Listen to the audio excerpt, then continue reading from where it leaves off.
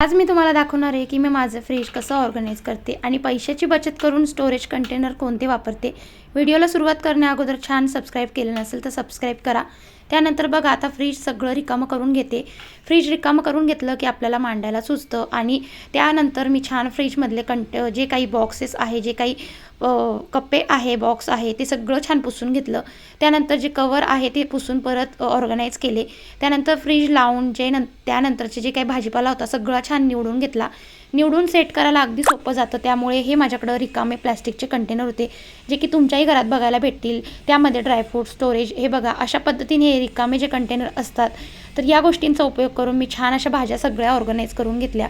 आणि त्यानंतर बघा आता फ्रीजच्या डोअरमध्ये मी ज्या गोष्टी आपल्याला रोज लागतात, जसं हिरवी मिरच्या, कढीपत्ता, कोथिंबीर, या गोष्टी मी सहजच दारामध्ये ठेवलेल्या आहे।